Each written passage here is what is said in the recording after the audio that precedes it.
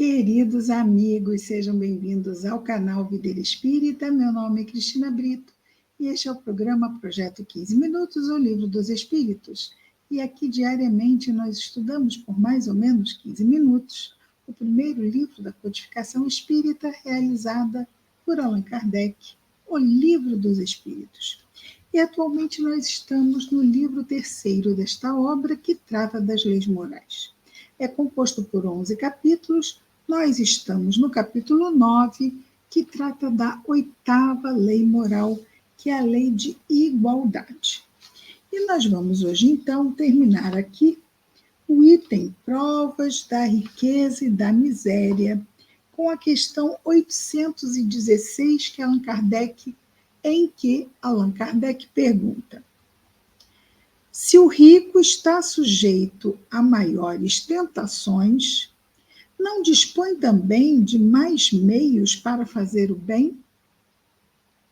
Resposta: é justamente o que nem sempre faz. Torna-se egoísta, orgulhoso e insaciável. Nem sempre faz, ou seja, geralmente é a porta larga, a porta da perdição, não é?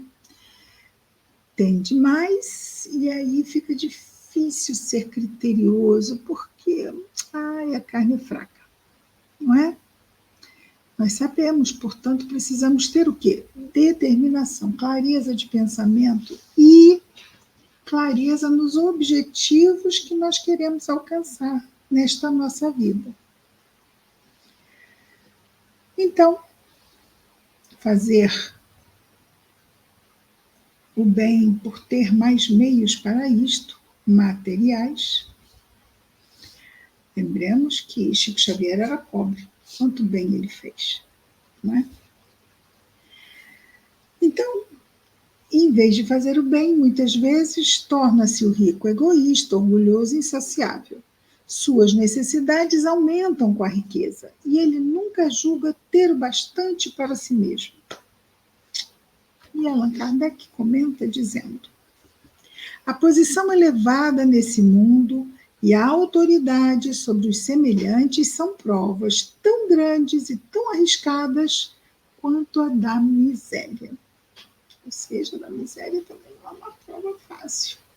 É muito difícil sentir fome, ver os filhos passarem fome, necessidades. É terrível, não é? Mas ele vai dizer, então, que essa riqueza também vai se configurar numa prova igualmente difícil.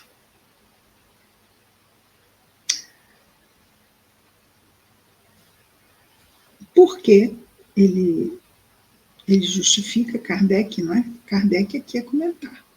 Porque quanto mais rico e poderoso é o homem, o espírito encarnado, tanto mais obrigações tem a cumprir e tanto maiores são os meios de que dispõe para fazer o bem ou o mal. Deus experimenta o pobre pela resignação e o rico experimenta pelo emprego que dá aos seus bens e ao seu poder. Então, o pobre está ali, naquela condição. Resignação não quer dizer cruzar os braços e morrer de inanição. Não. Resignação diante da realidade.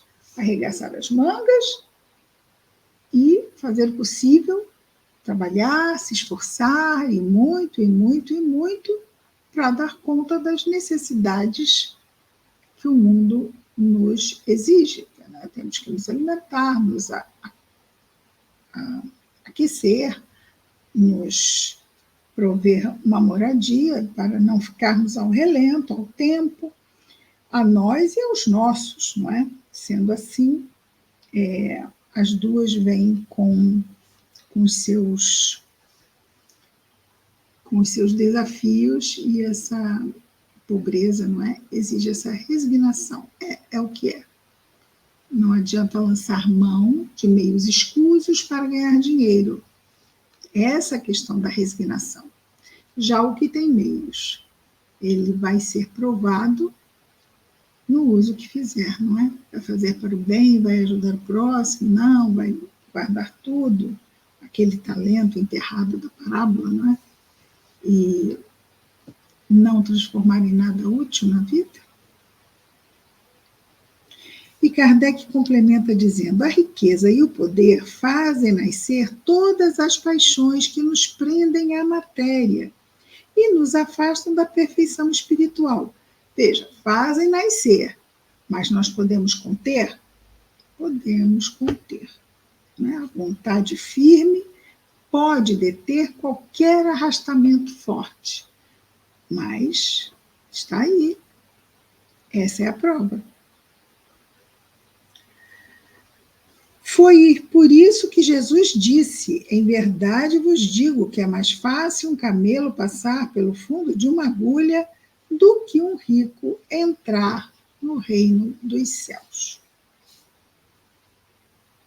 Veja, um camelo no fundo de uma agulha de costura é impossível. Então, Jesus estaria dizendo que é impossível um rico entrar no reino dos céus. E não é esse o caminho. É esse o camelo, mas não é essa agulha, ok?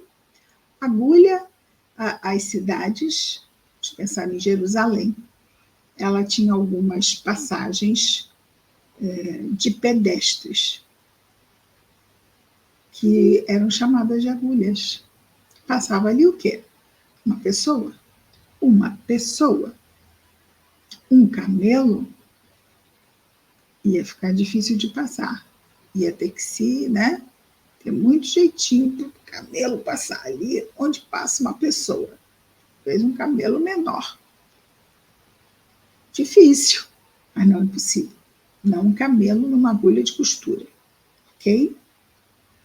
Então, muito difícil. Um camelo passar no fundo de uma agulha, que são as entradas, as agulhas, para pedestres em cidades muradas, não é? Fortificadas. Muito bem. E aqui ele indica, não é, a questão 266. 266.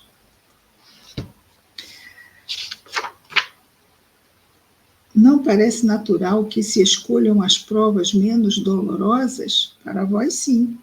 Para o espírito, não. Quando este se desprende da matéria, a ilusão acaba. E outra é a sua maneira de pensar. Então é interessante, não é? Porque aqui todos queremos ser ricos. Do lado de lá, é uma escolha muito grave. Nem todos escolhem. Então, quando se escolhe ser rico, não é para chegar aqui, né, e fazer bobagem.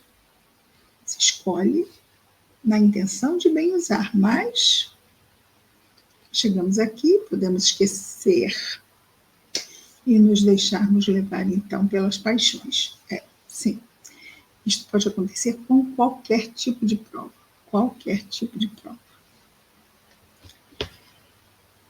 Outro subitem. Igualdade dos direitos do homem e da mulher.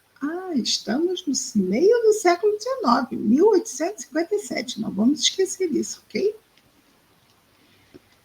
E Allan Kardec pergunta aos espíritos: o homem e a mulher são iguais perante Deus e têm os mesmos direitos? Resposta: olha, o que os espíritos dizem? Vamos, antes de começarmos. Dizem o quê? Que nós somos espíritos. Espírito não tem sexo, espírito não tem cor, não tem posição social. Não, espírito é espírito. Pode tomar a forma que for, sexo que for, a cor que for. Somos espíritos, todos iguais perante Deus. Espíritos. Quando ele pergunta entre homem e mulher, ele já está dando forma aos espíritos, não é? Ok. O homem e a mulher são iguais perante Deus e têm os mesmos direitos? Resposta: Deus não deu a ambos o conhecimento do bem e do mal e a faculdade de progredir? Sim, não deu nem para o homem nem para a mulher, deu para o espírito, não é? Que vai tomar forma de homem ou de mulher. 18 é ótimo. 818. De onde procede? De onde vem? A inferioridade moral da mulher em certos países. Nós vemos, infelizmente, ainda hoje. De 1857 a 2014, muitos lugares não progrediram nada.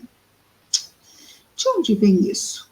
Resposta: do domínio injusto e cruel que o homem assumiu sobre a mulher. É resultado das instituições sociais e do abuso da força sobre a fraqueza. Entre homens moralmente pouco adiantados, a força faz o direito. Mulheres hoje sofrem terríveis violências por coisas ridículas para nós, por não usarem algo na cabeça que dizem devem usar, não é?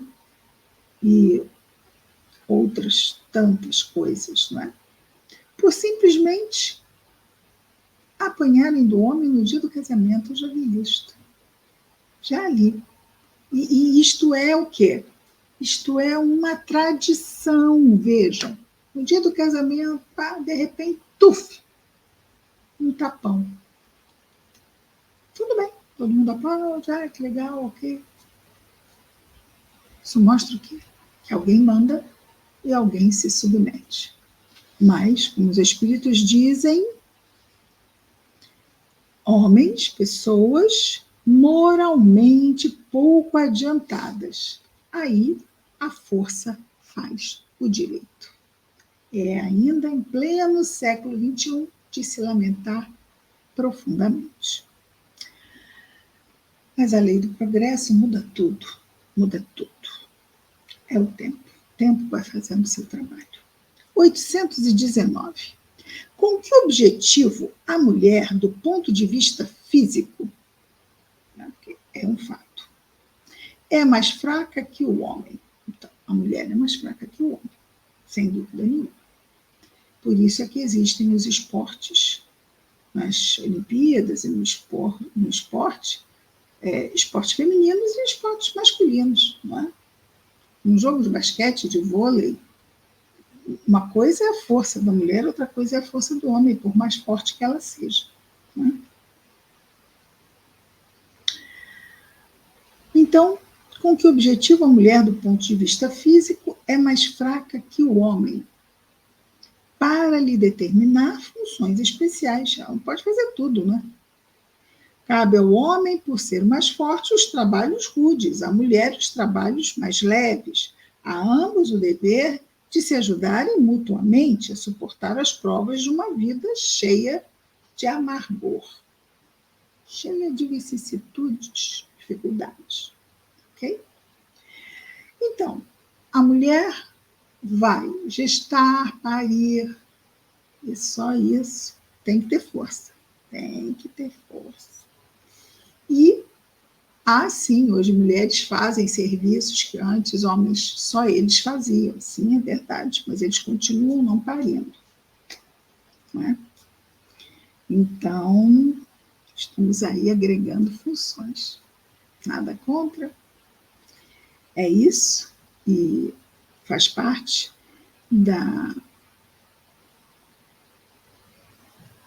do progresso, no caso do nosso, aqui na nossa sociedade, mas na história da humanidade. Não adianta nós falarmos do século XXI. O século XXI tem 24 anos. A história da humanidade tem milhares de anos. Sendo assim, há milhares de anos, os homens têm feito o trabalho rude e a mulher tem feito os trabalhos menos rudes. Se é que parir, eu não acho que seja menos rude, mas tudo bem. 820 vai ficar para amanhã. Deixem seus comentários, todos tímidos. Amanhã estaremos de volta com mais um Projeto 15 Minutos, o Livro dos Espíritos. Até lá, muita paz a todos.